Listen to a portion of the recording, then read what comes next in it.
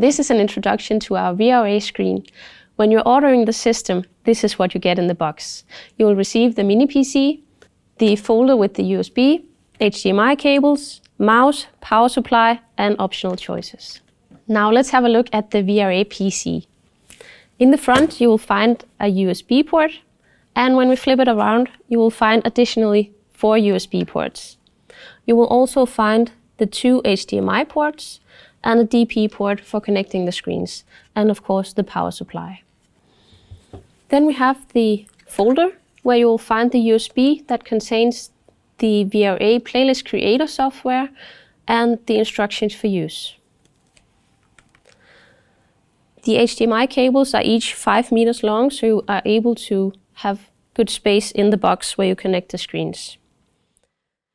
The mouse we've chosen is a silent click mouse, so you won't hear it when using it in the box.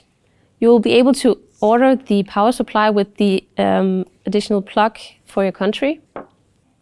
And then we have the optional part.